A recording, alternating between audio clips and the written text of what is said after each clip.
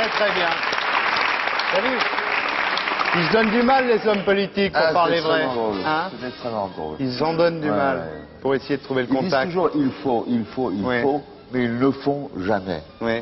Quand tu as lancé le premier Idiot International, tu dis qu'il y avait 6 personnes qui aujourd'hui sont des ministres en exercice. Ah oui, j'avais Kouchner, j'avais Brice Lalonde, j'avais Thierry de Bosset, est-ce qu'il n'allait plus ministre. Les Chevènement. J'ai eu Chevènement, j'ai eu Georges Sarr, j'ai eu Michel Rocard, j'ai des photos de Michel Rocard dans le comité de rédaction. Et dans les comités Vietnam de base, il y avait qui?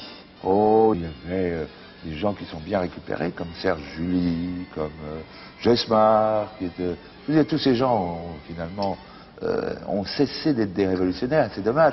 Alors que être révolutionnaire, c'est pas profiter de la révolution pour prendre ensuite le pouvoir et devenir un bourgeois comme les autres. Être un révolutionnaire, c'est une question de tempérament. Quand on est un vrai révolutionnaire, on est de la naissance à la mort. Parce que la révolution et la poésie, c'est la même chose. Dis-moi, Jean Hederne, quand tu vois aujourd'hui, quand tu vois le drame des boat people vietnamiens, est-ce que tu n'as pas honte d'avoir animé ces comités Vietnam et d'avoir été à l'origine de ce que tu as appelé la matrice du maoïsme français? Est-ce que tu n'as pas honte de toi?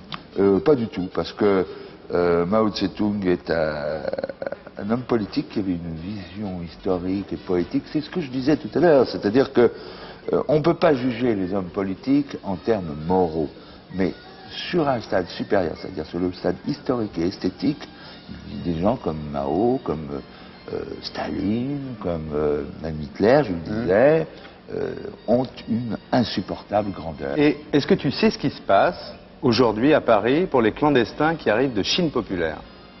Eh bien on les mange, je croyais qu'on les mangeait. On ne les mange pas, mais c'est dur de s'en débarrasser. Regarde, allons-y.